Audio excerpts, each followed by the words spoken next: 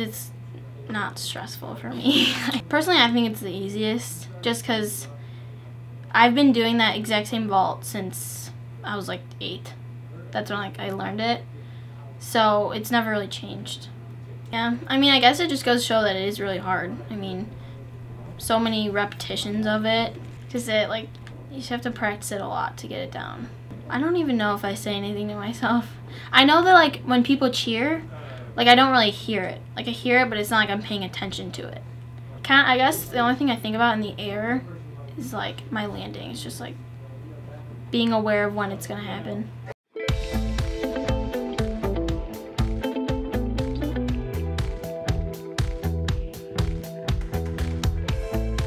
My reaction the first time was shocked, I guess you could say, because I never thought that they would actually throw it, because most people, I mean, you'd think well, no one can beat that, I guess.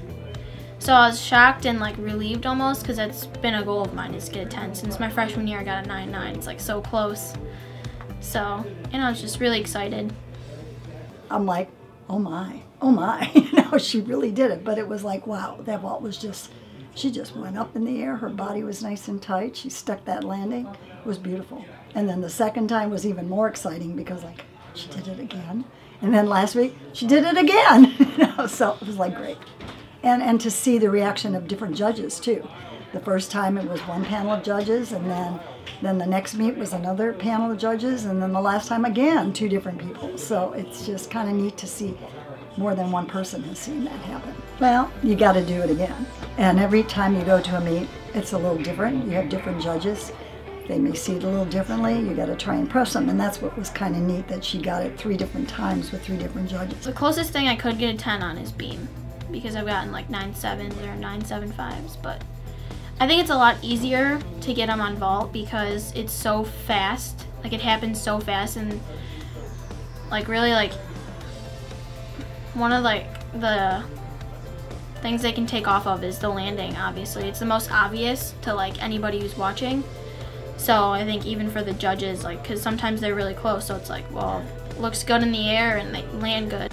I know the first time she got it, some people were kind of sour grapesing it. That's the word I want to use. Oh, she didn't really get the 10. Well, she has a tendency, when she lands something, she just jumps and looks at the judges. Well, someone said, well, she didn't land it right. Well, she's learned. Stick that landing, show it off before. And she does that now, too, just to make sure no one says, oh, you just jumped out of it, So she's learned how to control what she's got to do. And she knows when it's on and when it's off. And it can happen anything, any day. The fun part will be, hopefully, maybe at state meet, where you have a panel of 4 judges and a lot more pressure. So we'll see what happens. And if it doesn't, that's okay. I think it's a challenge, along with competition and practice, you always want to get better. So, and learning new skills is a lot of fun too. In the summertime, you're you wonder what your coaches are gonna want you to learn, or what you want to learn.